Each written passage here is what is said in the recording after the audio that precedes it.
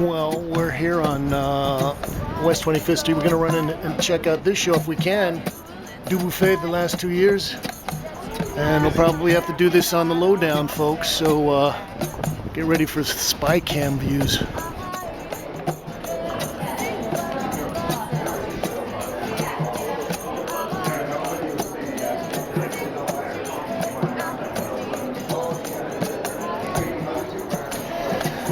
Well, so we're sneaking in here to the gallery. You know, I always have these kind of anxiety attacks when I come up here because sometimes they let me photograph, sometimes they don't.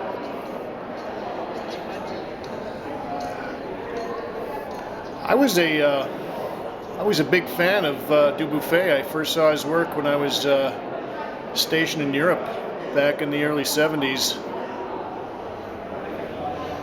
And I just thought he was very important.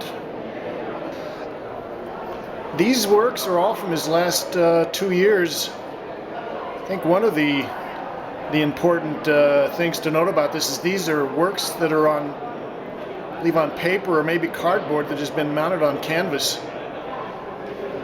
Get up here and look at, see how fast and slippery his brushstroke is. You can see that he wanted to work on a very slick surface. A lot of these are two panels pasted together. Here we can sort of see the seam there in the middle. Now, one of the things that I loved about Dubuffet was that he was the guy that kind of maybe didn't discover but codified the idea of art brut. And after World War II, he went over to Germany and was traveling around and met some doctors that worked at psychiatric hospitals and hospitals for the insane, and started looking at some of the work and decided it was very important, very relevant to contemporary artists. This is a nice piece. This is fairly large. This is probably about 5 by 6 or 7 feet, but I hate it when they frame these pieces under glass.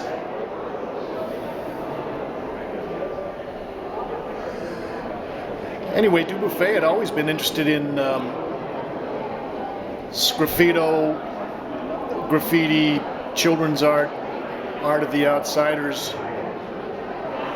And I'm going to be following this up with another story or another report on Dubuffet and Art Brut, which is at the Rico Maresca Gallery.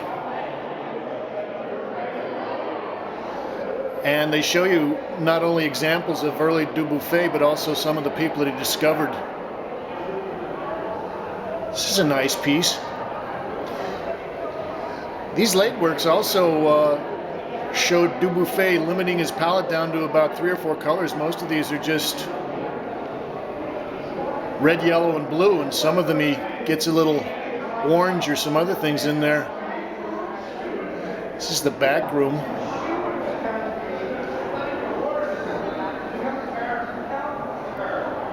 I like this piece. This is actually on a black ground. And you can see how in certain ways this relates to some of the all-over composition of somebody like a Pollock.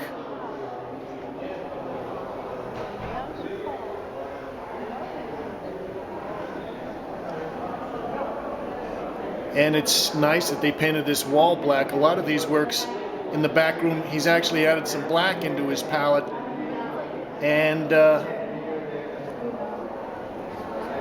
it's kind of nice, the stark kind of bracing quality you get when you put the black in.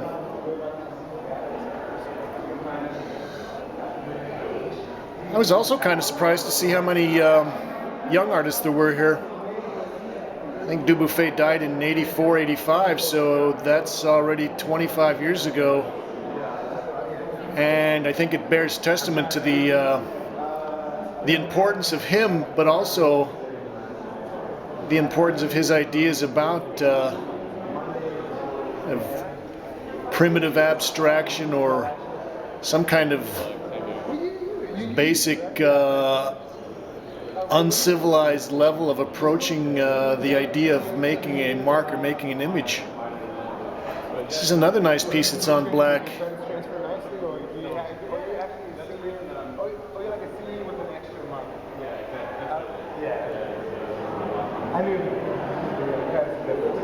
These guys are talking about their degrees.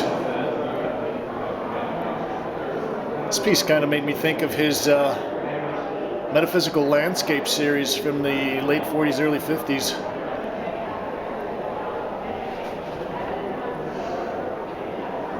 It's another fairly large piece.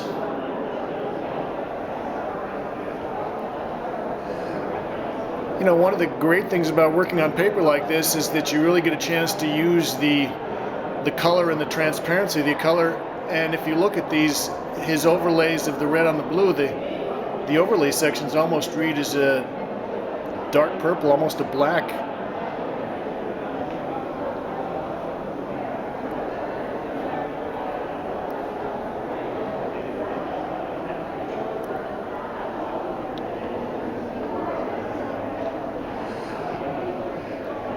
Now, Dubuffet, once he started organizing and collecting the art Brut work,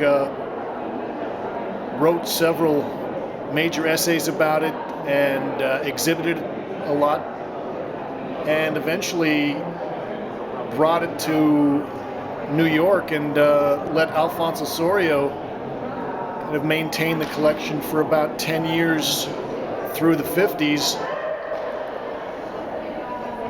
And then at some point he kind of reasserted his control and took it back to Europe, and he founded the Museum of Art Brut, and I think that's in Lausanne, Switzerland.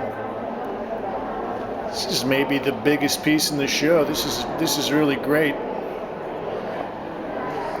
And even though he's kind of gone totally abstract, there are still vestiges or echoes of his figurative work. And I was thinking this also kind of relates to some of the Cobra artists. I was thinking of Angser Jorn in particular, kind of relates to this work.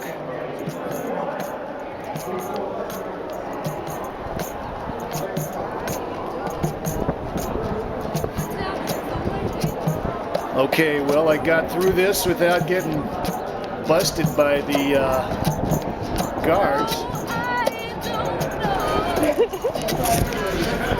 So that was Jean Dubuffet the last 2 years here at Pace on West 25th Street. Thank you, Kate.